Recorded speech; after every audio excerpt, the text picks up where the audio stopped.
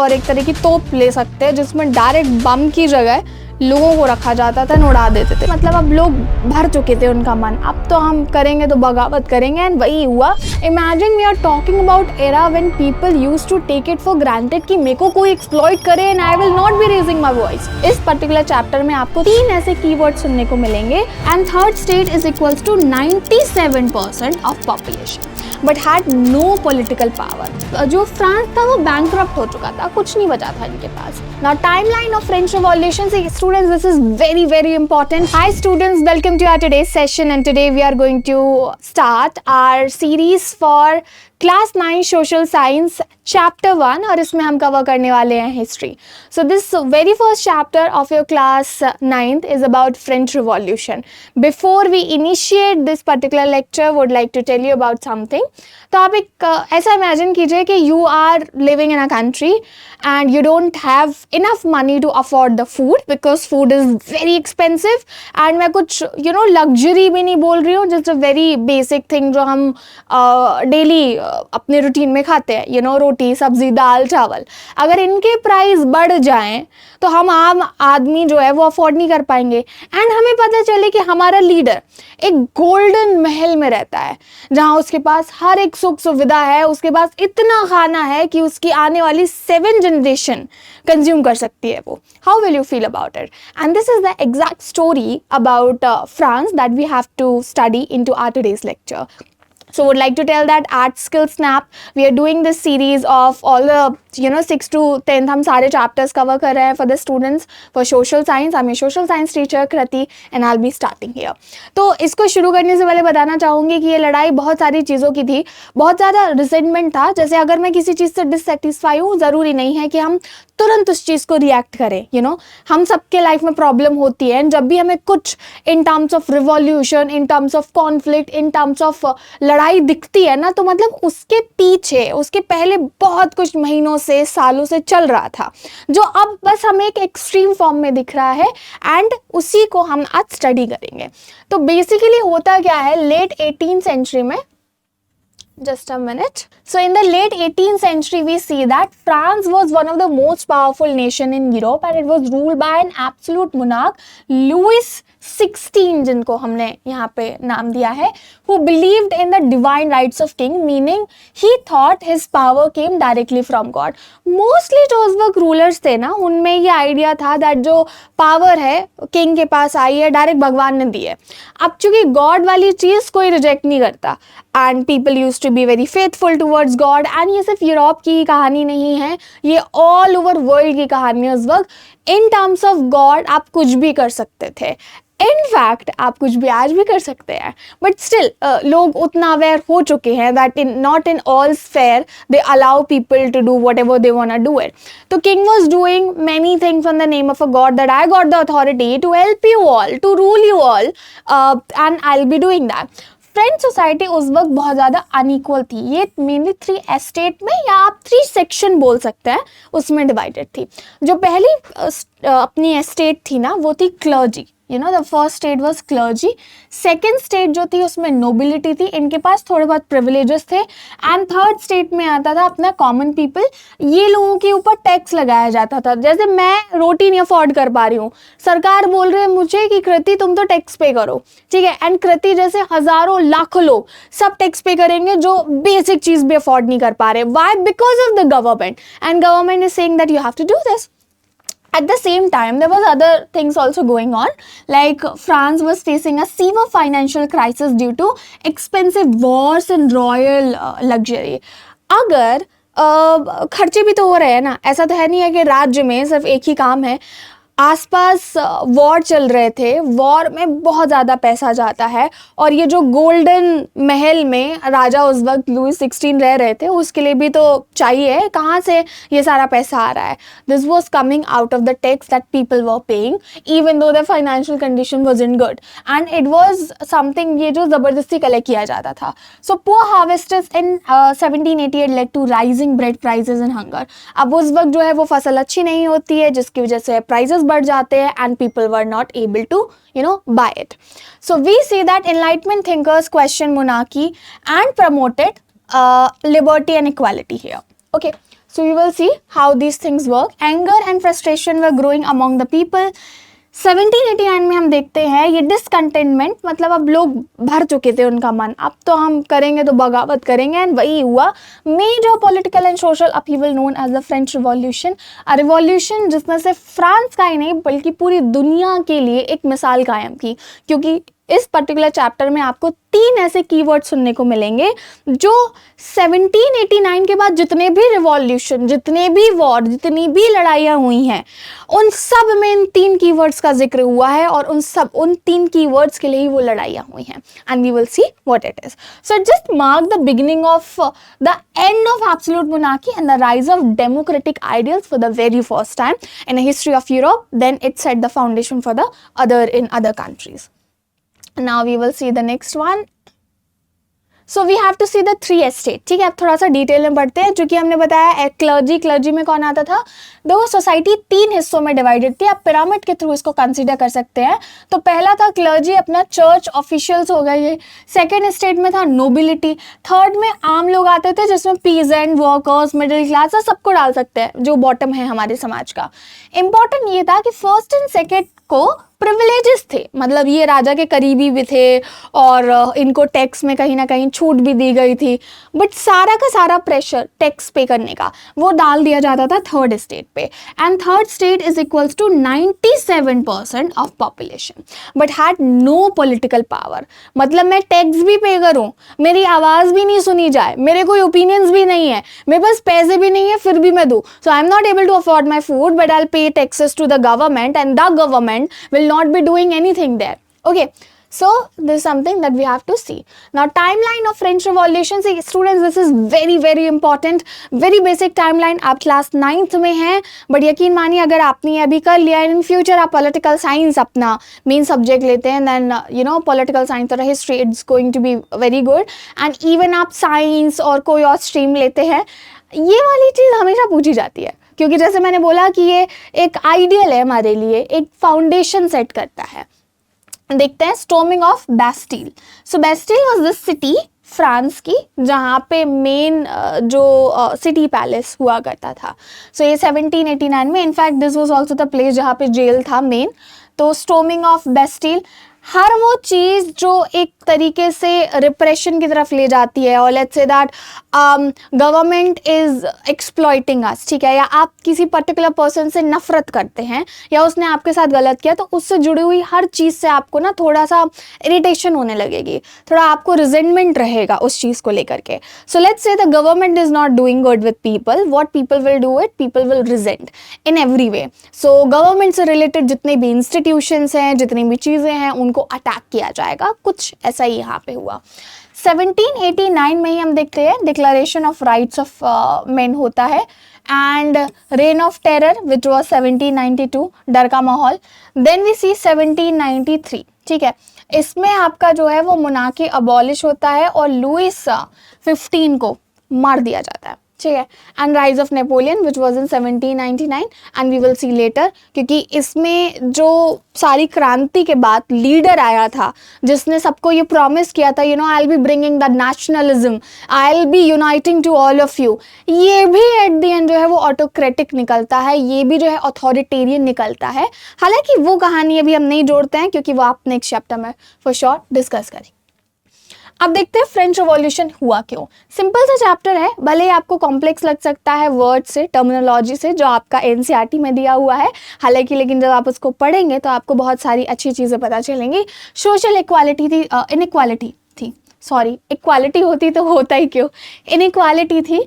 Privileges to clergy and nobility to the section first and second state जो tax नहीं pay कर रही थी, and third state burden with taxes. दूसरा था अपना इकोनॉमिक क्राइसिस, जो फ्रांस था वो बैंकरप्ट हो चुका था, कुछ नहीं बचा था इनके पास। एक्सपेंसिव वॉर्स थे, लग्जरियस स्पेंडिंग थी by the king, and bad harvesters added the volume into this revolution. 1788 और 89 के बीच में क्या होता है, ब्रेड प्राइसेस बढ़ जाता है, हंगर एंड अनएम्प्लॉयमेंट बढ़ जाता है। Enlightenment ideas during that time, ऐसे रिवॉल्यूशन के टाइम पे कुछ ऐसे लोग आते हैं, क्योंकि शायद आप ये चीज़ अभी ना समझ पाएँ या आप अपने लाइफ में किसी ऐसे इंसिडेंट को कनेक्ट कर सकते हैं और okay, we all have witnessed corona, आपने भी कोरोना विटनेस किया होगा, तो बहुत सारी एडवाइजरी निकल रही थी, यूएन कुछ और निकाल रहा है, भारत सरकार कुछ और निकाल रही है, आस पड़ोस वाले, डॉक्टर्स वाले, सब कुछ अपने अपने बोल रहे हैं कि ऐसा कर लो तो यू कैन प्रिवेंट कोरोना, ऐसा कर लो. Sometimes overflow of information makes you wonder where should I go and what should I do. In this situation, you will definitely get few people who are enlightening people by providing the right information. So जो enlightenment ideas है उससे मतलब है जिसने एक direction दी, जिसने एक light दी, जिसने एक उजाला दिया, तो उस वक्त Jean Jacques Rousseau and Voltaire जैसे लोग निकल के आते हैं who talked about liberty and equality, who were just focusing on to all these principles here. So this is one of the flow chart that I added. You can refer it, but we will see that. Meeting of estate general. अब 1789 में क्या होता है, Louis 16 ने एक meeting बुलाई estate general की. Problem क्या थी, हर एक एस्टेट के पास अब एक वोट होगा. So first and second state को मिला के 2 वोट हो गए, एंड थर्ड स्टेट का मतलब हम किसी एक पर्टिकुलर इंसान का नहीं, हम एस्टेट वाइज करेंगे, तो पीजेंट वर्कर सबका मिला करके एक वोट यहाँ पे होगा. सो थर्ड स्टेट ने डिमांड किया voting bye head, not by the state. हमें जो है, अब देखो थर्ड स्टेट में तो बहुत सारे लोग आते हैं, थर्ड स्टेट में तो पीजेंट भी आते हैं, बिजनेसमैन भी आते हैं, ठीक है, वर्कर्स भी आते हैं, लेबर्स भी आते हैं. तो क्या वो कह रहे थे कि हमें सेक्शन वाइज दो, हेड वाइज दो, ना कि एस्टेट वाइज, फिर तो ये बहुत क्योटिक हो जाएगा. Formation of national assembly, third state ने जो है क्या किया, उन्होंने कहा भाई ऐसा है, कर लो आपको जो करना है, हम तो अपनी नेशनल असेंबली बनाएंगे. इन्होंने बनाई and they took the tennis court oath. Tennis court था, वहां पे ये ओथ लेते हैं. Okay, the picture that I have added here is quite blur, so we will just you can just skip this one, although you can just look into your book the picture that has already given into that one. Not to disperse until France had a constitution, this marked the beginning of revolution. तो tennis court में इन सब third state वालों ने क्या oath ली कि भाई जब तक संविधान नहीं बन जाता है, जब तक कॉन्स्टिट्यूशन नहीं हो जाता है, हम लोग जो है वो नहीं टूटेंगे, हम लोग एकजुट रहेंगे, साथ रहेंगे, एंड इससे जो है रिवॉल्यूशन की शुरुआत होती है. Now we will see storming of Bastille. 14 जुलाई 1789 को यहाँ पे अटैक होता है. अब क्या था, Bastille was a prison, ठीक है, अब जहाँ पे जेल था. People attack the Bastille. Now let's understand why. Because जो Bastille था ना, उसमें कैदी थे. कैदी कौन थे, ऐसा नहीं है कि जिन्होंने बड़े क्राइम किए हों, उसमें वो लोग थे जिन्होंने राजा के खिलाफ, जिन्होंने मुनाक के खिलाफ कुछ बोलने की कोशिश की, तो उनको पकड़ के डाल दिया. तो they all the revolutionary people attack the Bastille, the city palace, so that they can just take out all those people out of that thing and just tell मुनाक कि देखो आप हमारा कुछ नहीं कर सकते, अब तो हम बिगड़ चुके हैं, अब तो जो है हम क्रांति करेंगे. And this is what happened. So symbol of royal power first of all, and they also wanted weapons. सारे के सारे जो वेपन्स है वहीं रखे जाते थे. So 14 July is celebrated as Bastille day, and France national day भी जो है वो 14 जुलाई को ही मनाया जाता है, जैसे हम इंडिया में 15 अगस्त को मनाते हैं. So declaration of rights of men, this was adopted in 1789, and इसमें कुछ की आइडियाज थे, something that we want for France. So उसमें की आइडियाज क्या थे, liberty, equality, fraternity, freedom of speech, equality before law.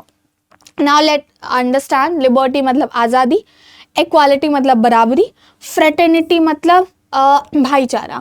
These are the 3 ideas. फिर जब फ्रेंच रिवॉल्यूशन हो गया 1789 के बाद, हर जगह इन्हीं की बात चल रही थी. अमेरिका में जब हुआ, they were talking about liberty, equality and fraternity. India में जब हुआ, we were talking about these, and in every Africa में हुआ, we were talking about these. So at all these places we were talking about all these rights. Freedom of speech means to say सबको बोलने का अधिकार है. बोलने का अधिकार का मतलब ये नहीं है कि आप कुछ भी बोले. See, as being a conscious person और as being a responsible citizen, even I'm just recording this lecture as being a teacher, I know that what kind of a message do I need to deliver to my students, so that you can make your informed decision. But what if someday government put ban onto this thing? Teachers can't teach in this way, people cannot upload the videos, and हर एक चीज sanction होगी पहले government से, तब जाके होगा. And you won't believe it, कुछ countries ऐसा करती भी है. So there is lot of restriction because they don't want anything to go in a way कि वो सरकार के खिलाफ जाए। आप ये समझिए कि मान लेते हैं किसी के माँ बाप, हम एक बहुत सिक मेंटालिटी लेते हैं, वैसे करते नहीं है बता रही हूँ, लेकिन सिक मेंटालिटी ये है जो एजेस से चली आ रही है, रियल में भी है। लड़कियों को पढ़ने इसलिए नहीं दिया जाता है कि वो कॉन्शियस ना हो जाए, वो इन्फॉर्म्ड ना हो जाए, वो नॉलेजेबल ना बन जाए, क्योंकि कोई भी पढ़ा लिखा इंसान अच्छे से जिसने पढ़ाई की हो उसको पता होता है कि सही और गलत क्या है। एंड आप किसी को मैनिपुलेट करना हो ना, और किसी को अपने तरीके से काम करवाना हो, उसको लेस इन्फॉर्म्ड रखो, उसको लेस अवेयर रखो, उसको रियलिटी का पता ही नहीं चलने दो, मीन्स टू से एक डिल्यूजन में रखो। देयर इज आप जब 11th में अगर बाय चांस ह्यूमैनिटीज़ लेते हैं तो पॉलिटिकल साइंस की एक बुक है, तो उसमें ये बताते हैं कि there was a point of a time liberty जो है वो कुछ ऐसे दी जाती थी कि for instance if I keep you captive in a dark room, okay, for a very long time, and someday I decide that you know student, let me release you, और मैं आपको एक विंडो दे देती हूँ, वो डार्क रूम है, एकदम से रोशनी।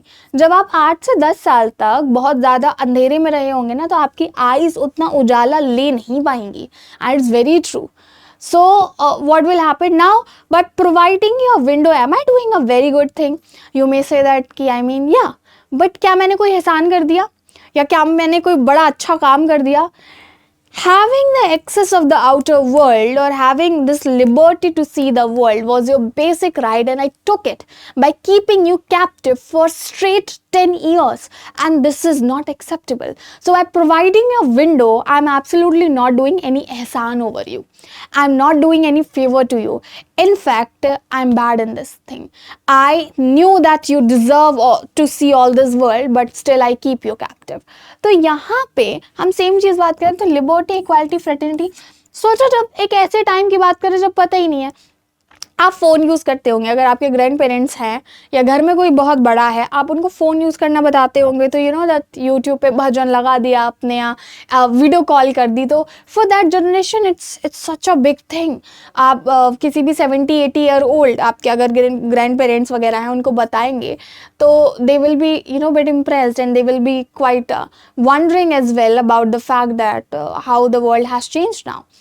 So freedom of speech, equality before law, and this was all inspired by enlightenment thinkers, people who had this knowledge, people who were putting questions into mind, people who were constantly questioning the system and telling people देखो ऐसे तो नहीं चलेगा and चीज़ें change होनी चाहिए। तो जैसे मैं हूँ, अगर मैं, आपको शायद किसी ने बताया ही नहीं होगा कि पढ़ाई की इंपॉर्टेंस क्या है, तो नहीं आएगी, एंड समवेयर कोई बताता है आपको you know social science is also important and उसको इस तरीके से पढ़ना चाहिए, शायद तब आप ध्यान देने लगे, क्योंकि इससे पहले आप देते ही थे, इससे पहले आप सिर्फ एग्जाम के लिए पढ़ते थे। तो बस हमें यही अब देखते हैं, okay this is the person we are talking about. it's very dangerous for me because it's too close when I'm going to that side here, so I'll just stick to this one. Abolition of monarchy and rise of republic देखते हैं। 1792 में monarchy जो है वो abolish हो जाती है, France declare हो जाता है रिपब्लिक। अच्छा, I have a question to ask to all of you, republic का मतलब क्या होता है? थोड़ा सोचिए, समझिए एंड कमेंट में बताइए। नहीं आता है तो डेफिनेटली आप आगे हम नेक्स्ट स्लाइड में इसके बारे में डिस्कस करेंगे। As of now I am just leaving this, so pause this video, commented and then we will go forward. King Louis 16 was executed in 1793। Reign of terror मतलब डर का माहौल, तो मैक्सिमिलियन रॉबेस्फेयर आते हैं, ये वही शख्स है, ठीक है, इन्होंने बड़ा खौफ पैदा किया था। तो ये इन्होंने जो नियम लेके आए ना, those were you know very strict laws, thousands executed, मतलब हज़ारों लोगों को ऐसे ही मार दिया, कुछ नहीं।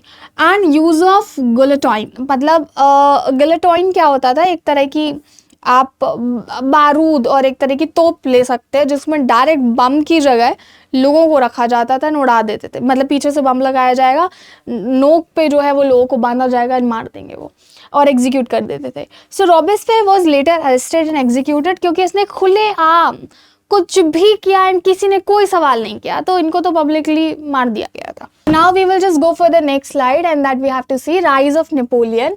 Napoleon, after political instability, Napoleon Bonaparte become ruler in 1799. Okay, and he introduced few of the things: Napoleonic Code, equality before law, and the feudal system.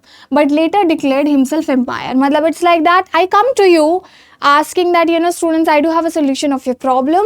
I'm going to be a new ruler. I will not be autocratic like the way the existing rulers used to be, and I'll bring, reforms. But gradually इसने भी वही किया जो इससे पहले वाले ruler ने किया. तो ये बहुत सारे नियम लेके आते हैं. अब इसका इम्पैक्ट फ्रेंच रिवॉल्यूशन पे ऐसे हुआ, लोग थक चुके थे. हमको मोनार्कियल सिस्टम नहीं चाहिए. Let's end this thing. We cannot. And spread of democratic ideas, growth of nationalism. Imagine we are talking about era when people used to take it for granted कि मेरे को कोई exploit करे and I will not be raising my voice. This is pretty normal. आपने बहुत सारे अगर crime serials देखे होंगे या movies देखी होंगी या generally आप 9th standard में हैं, आपने जितना पढ़ा होगा सुना होगा, उसे बोलते हैं जितना ज़्यादा mistake exploitator का होता है उतना ही ज़्यादा victim का भी होता है. Because somewhere victim इतना डर जाता है कि जो भी एक्सप्लॉइटेटर उसके साथ करता है वो लेता है कि शायद I deserve this thing, and they never dare to reply back, they never dare to fight back. And this is one of the thing that encourage to those exploitator कि अब तो हम इसके साथ और गलत करेंगे. तो कुछ ऐसा हुआ कि लोगों के दिमाग में उस वक्त पहली बार आइडिया आया नेशनलिज्म का. So this was inspired revolutions in Europe. Main motto था equality, liberty and fraternity. Please remember this thing very clearly. Now we will go for this thing. तो देखो entire chapter is all about Louis 16 ने किस तरीके से जो है वो एक्सप्लॉइट किया लोगों को, फ्रांस की कंडीशन कितनी ख़राब थी, एंड लेटर ऑन लोगों ने इस चीज़ का जवाब कैसे दिया. The chapter has not ended yet because in next chapter there is a story given about the fact that how Napoleon went ahead with this thing. If I am not sure या तो ये 10th में है या हमारे next chapter में, जो भी होगा you will just get to see. So 18th century में France was ruled by an absolute monarch, Louis XVI, who had full control over administration and finances. French society जो है वो आपकी 3 states में divide थी, sorry, estate, not state. So estate, first state थी आपकी clergy privilege and ये कोई टैक्स नहीं देते थे.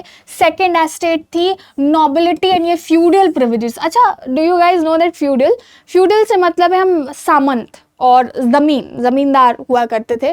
कीवर्ड्स अलग अलग है, हालांकि आप जितना हिस्ट्री पढ़ेंगे उतना पता चलेगा all over India kind of same exploitation चल रहा था. बस मास्टर एंड उनका जो लेबर हुआ करता था, जो सर्वेंट हुआ करता था, उसमें सेम तरह का रिलेशन ऑलमोस्ट हर जगह चल रहा था. बट कीवर्ड्स अलग अलग है. कई बार वो ज़मींदार होते थे, कई बार जो क्लर्जी हुआ करते थे, नोबिलिटी हुआ करते थे, and these are the things. Major causes of revolution: social inequality and unfair tax system, financial crisis due to wars and royal extravagance. मतलब भाई शाही पना पे खर्च किया जा रहा है, ठाट उनके कम नहीं हो रहे हैं, हालांकि जेब ढीली है, ठीक है, और वो ठाट भी किसकी वजह से पूरे हो रहा है, लोगों के पैसों की वजह से. And where they are struggling to even afford a basic thing like bread. So rise in bread price due to poor harvesters. ये आपका टाइम फ्रेम आपको याद करना है, 1788 से लेके 89 है. बहुत ईजी है, आप याद कर सकते हैं बिकॉज सारा हमारा मैटर 89 के अराउंड का ही है. Enlightenment ideas of liberty and equality by thinkers like Jean Jacques Rousseau and Voltaire आते हैं. हम देखते हैं 1789 में थर्ड स्टेट ने जो है नेशनल असेंबली फॉर्म कर ली है. टेनिस कोर्ट में ओथ लेते हैं कि भाई हम तो ड्राफ्ट कर रहे हैं कॉन्स्टिट्यूशन. 14 जुलाई 1789 में जो है people of Paris storm the Bastille and symbolize the end of royal authority. Declaration of Rights of Men and Citizen आता है, which was in 1789 and proclaimed liberty, equality before the law, freedom of speech and popular sovereignty. And 1792 में हम देखते हैं monarchy को abolish कर दिया गया, फ्रांस रिपब्लिक बन गया. अच्छा, चूंकि मैंने रिपब्लिक से रिलेटेड क्वेश्चन पूछा था, do you guys know the meaning of Republic? Republic का मतलब है जो हेड है, पॉलिटिकल हेड है, वो इलेक्टेड है, वो लोगों ने चूज़ किया है. जैसे कि इंडिया रिपब्लिक, हमारे यहाँ का जो हेड है वो इलेक्टेड है. ऐसा ही चाइना भी क्लेम करता है, रिपब्लिक ऑफ चाइना बोलते हैं ना, although it doesn't work because वो वहाँ पे फेक इलेक्शन कराते हैं, उनका लीडर भी एक रहता है, सब कुछ एक है, but still people vote. in order to prove the world that we are doing it. आप जितना ज़्यादा हिस्ट्री एंड पॉलिटिकल साइंस, जितना सोशल साइंस पढ़ते जाएंगे उतना समझ आने लगेगा एंटायर वर्ल्ड इज हिपोक्रेट इन सम और अदर वे. तो हर एक कंट्री हिपोक्रेट है इंक्लूडिंग इंडिया, बट डिपेंड करता है कौन कितने एक्सट्रीमिटीज पे है एंड उससे बहुत सारी चीज़ें हमारी डिसाइड होती हैं. सो ड्यूरिंग और किंग लुई 16 को जो है वो एग्जीक्यूट कर दिया जाता है 93 में. अब रेन ऑफ टेरर शुरू होता है 93 से 94 जब मैक्समिलियन रॉबेस्पियर आते हैं. बहुत सारे लोगों को मारा गया, तोपों से उड़ा दिया गया, काट दिया गया. पॉलिटिकल इंस्टेबिलिटी आती है जिससे जो है नेपोलियन बोनापार्टे इमर्ज होते हैं. लोगों की मसीहा 1799 में we will help you to sort this out and अपने आप को ही जो है वो डिक्लेयर कर देते हैं ये एम्परर. अब impact of revolution, end of feudal privileges, spread of democratic ideas across Europe and growth of nationalism, inspiration for future of revolutions, such are the things that happened during that time. I have one more story about it, is that जब प्रजा और प्रजा के leader जो है वो आते हैं रानी के पास, राजा के पास बताने के लिए कि लोग जो है बेसिक ब्रेड भी अफोर्ड नहीं कर पा रहे हैं. So queen laughed and mocked to those people, say that if they are not able to afford the bread, let them eat the cake. So this is one of the story. Don't know if it's true or what, but there's a story, a narrative given about it. So that's it for today's chapter. In case you got any sort of a doubt, you can ask. There are a few of the things that you have to remember. This entire incident occurred during 1789. It was about French Revolution, the story of a France, which somewhere established the foundation for other country as well. And liberty, equality, fraternity become ideals for every war and revolution that occurred after 1789. So how impactful this thing was is also important. लड़ाई में कौन जीता या हारा उससे ज़्यादा ज़रूरी है कि वो लड़ाई कैसी लड़ी गई. तो ये लड़ाई अगर आप देखेंगे तो बोनापार्टे आके जो है टेक ओवर फिर से कर लेता है, लेकिन लड़ाई इतनी इम्पैक्टफुल रही कि उसने दूसरों को इंस्पिरेशन दी एंड वही ज़रूरी है. आप आगे हिस्ट्री में जो है इंडियन नेशनलिज्म के बारे में पढ़ेंगे, उससे ही पता चलेगा जो हमारे यहाँ पे सबसे पहला वॉर हुआ था, first war of independence Rani Lakshmibai के टाइम पे जो 1857 में हुआ था, that was a failure but that set the foundation for the next one and this is why we were able to get the independence during 1947. That's it from my end. In case you got any sort of a doubt you can just do let us know and next हम हमारे next chapter में करेंगे जो कि आपका second chapter होने वाला है.